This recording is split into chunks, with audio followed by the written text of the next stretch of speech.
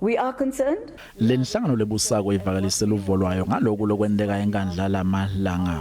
iANC likhale tepolitiki lalona bekangmengameli waphambilini Jacob Zuma.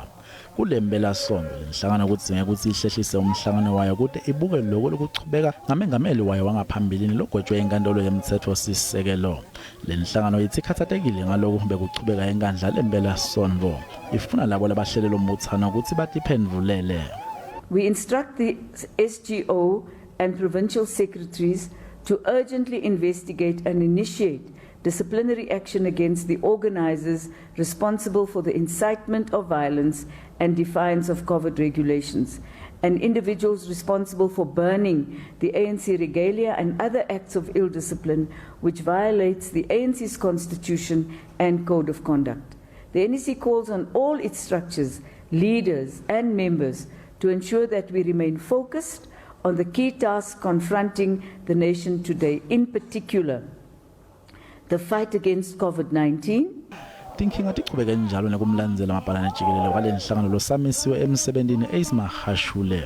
Ngalesikhathi salombutsano kulemphelasontfo Mahashule naye ubese usebenzisa leli thuba kuvakalisa imibono yakhe. When they disband you as a branch, you must still be a branch. When they expel you, you must still be a member of the ANC. You must not go anywhere. When they disband a branch, a region, you must still remain a branch and a region because you were elected. Loku ngaholela ekutheni Mahashule abukane nalamanye amacala. We will be asking him to explain himself, basically. There were two versions. One version was a newspaper version, which was clearly incorrect.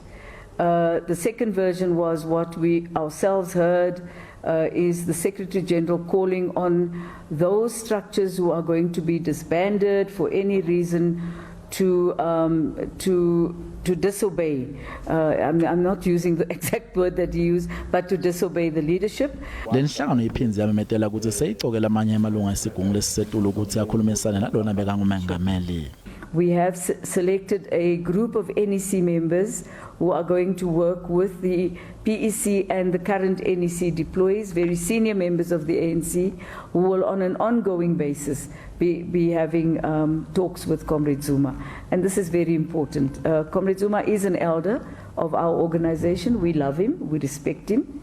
And there's no reason for us not to continue to engage with him. Kusenjalo njengoba lokhetho labohulumende basemakhaya lusonzele lenhlangano yithi nangabe lolukhetho lungeke lubanjwa ngalesikhathi lesibekiwe ngenxa ye-COVID-19 alumane luhlehliswe ngetinyanga letisithupha. Amongst certain members of the ANC.